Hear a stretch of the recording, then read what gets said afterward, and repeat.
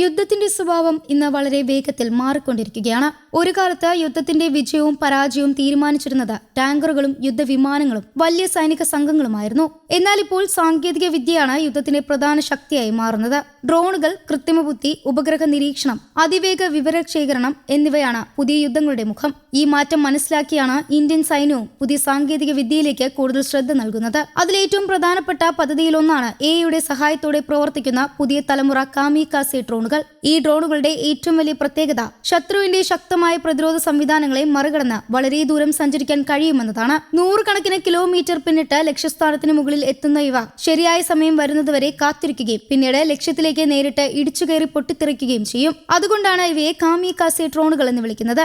സാധാരണ ഡ്രോണുകളെ പോലെ ഇവയ്ക്ക് എല്ലായ്പ്പോഴും മനുഷ്യന്റെ നിയന്ത്രണം ആവശ്യമില്ല. കൃത്രിമ ബുദ്ധിയുടെ സഹായത്തോടെ ലക്ഷ്യം സ്വയം തിരിച്ചറിയാനും ആക്രമിക്കാനും ഇവയ്ക്ക് കഴിയും. GPS സിഗ്നൽ തടസ്സപ്പെട്ടാലും ദൗത്യം പൂർത്തിയാക്കാൻ കഴിയുന്ന രീതിയിലാണ് ഇവയെ രൂപകൽപ്പന ചെയ്യുന്നത്. ആയതിനാൽ യുദ്ധസമയത്ത് ആശയവിനിമയ സംവിധാനങ്ങൾ തടസ്സപ്പെട്ടാലും ഈ ഡ്രോണുകൾക്ക് പ്രവർത്തനം തുടരാൻ കഴിയും. ഡ്രോണുകൾ മാത്രമല്ല, മുഴുവൻ യുദ്ധ സംവിധാനത്തിലും കൂടുതൽ ഉപയോഗിക്കാനാണ് ഇന്ത്യൻ സൈന്യത്തിന്റെ പദ്ധതി. ഡ്രോണുകളുടെ കൂട്ടാക്രമണം, യുദ്ധഭൂമിയുടെ തത്സമയ നിരീക്ഷണം, വിവരങ്ങൾ അതിവേഗം വിശകലനം ചെയ്യൽ, സൈനിക സാമഗ്രികൾ വേഗത്തിൽ എത്തിക്കാൻ തുടങ്ങിയ നിരവധി മേഖലകളിൽ ഉപയോഗിക്കും. ഇതിലൂടെ യുദ്ധഭൂമിയിൽ വേഗതയിൽ തീരുമാനങ്ങൾ എടുക്കാൻ സൈന്യത്തിന് കൂടുതൽ സഹായമാകും. യുദ്ധഭൂമിയിൽ നിന്നുള്ള വിവരങ്ങൾ ഡ്രോണിൽ നിന്ന് മാത്രം ലഭിക്കുന്നതല്ല. ഉപഗ്രഹങ്ങൾ, ഭൂതല സെൻസറുകൾ, നിരീക്ഷണ ക്യാമറകൾ തുടങ്ങിയ വിവിധ സംവിധാനങ്ങളിൽ നിന്നുള്ള വിവരങ്ങളും ഒരുമിച്ച് ശേഖരിക്കും. ഈ വിവരങ്ങൾ വളരെ വേഗത്തിൽ പരിശോധിച്ച് ലക്ഷ്യം എവിടെയാണെന്ന് കണ്ടെത്തും. ഏത് ലക്ഷ്യമാണ് കൂടുതൽ അപകടകാരി എന്ന് വിലയിരുത്തുകയും ആക്രമണത്തിന് ഏറ്റവും അനുയോജ്യമായ സമയം നിർദ്ദേശിക്കുകയും ചെയ്യും. ഇതിന്റെ ഏറ്റവും വലിയ നേട്ടം സമയം ലാഭിക്കുക എന്നതാണ്.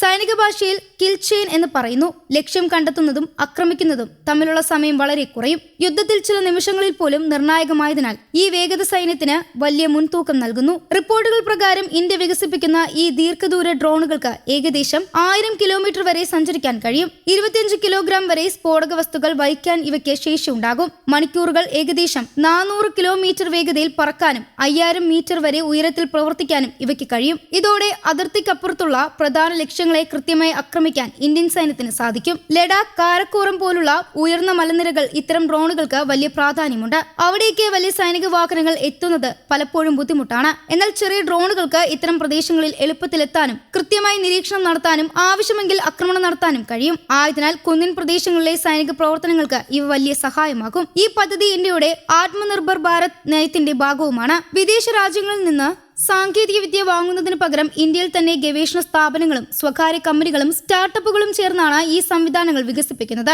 ഇതിലൂടെ രാജ്യത്തിനുള്ളിൽ തന്നെ പുതിയ സാങ്കേതിക വിദ്യ വളരുകയും പ്രതിരോധ മേഖല കൂടുതൽ ശക്തമാക്കുകയും ചെയ്യും. Tata advance system, Nibi defence തുടങ്ങി ഇന്ത്യൻ കമ്പനികൾ ഇതിനകം തന്നെ ഇത്തരം ഡ്രോണുകളുടെ വികസനത്തിൽ പ്രവർത്തിക്കുന്നുണ്ട്. ഡ്രോണുകൾ മാത്രമല്ല, അവ നിയന്ത്രിക്കുന്ന ഗ്രൗണ്ട് സ്റ്റേഷനുകൾ, ലോഞ്ച് സംവിധാനങ്ങൾ, പരിശീലന കേന്ദ്രങ്ങൾ, നിരീക്ഷണ ഉപകരണങ്ങൾ എന്നിവയും ഈ പദ്ധതിയുടെ ഭാഗമാകും. അതായത് ഒരു സമ്പൂർണ്ണ ഡ്രോൺ സംവിധാനം ഒരുക്കാനാണ് ഇന്ത്യയുടെ ലക്ഷ്യം. റഷ്യ-യുക്രൈൻ യുദ്ധം ലോകത്തിനൊരു വലിയ പാഠം നൽകി. വില കൂടിയ ടാങ്കറുകളും യുദ്ധവിമാനങ്ങളും പോലെ താരതമ്യേന കുറഞ്ഞ ചെലവിൽ നിർമ്മിച്ച ഡ്രോണുകൾ ഉപയോഗിച്ച് നശിപ്പിക്കാനാകുമെന്ന് ആ യുദ്ധം തെളിയിച്ചു. അതിനുശേഷമാണ് ലോകത്തിലെ പല രാജ്യങ്ങളും ഡ്രോണുകളിലും സാങ്കേതിക വിദ്യയിലും കൂടുതൽ നിക്ഷേപം നടത്താൻ തുടങ്ങിയത്.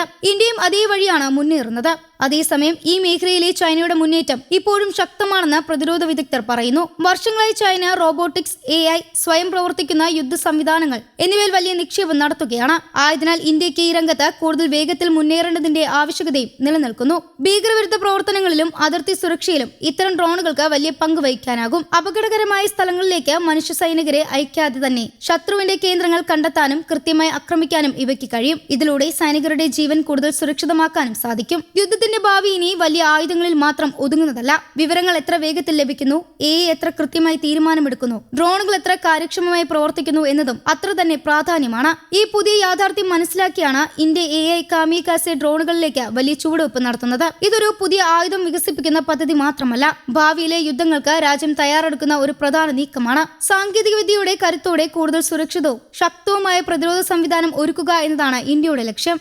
News desk, Kerala Kaumudi.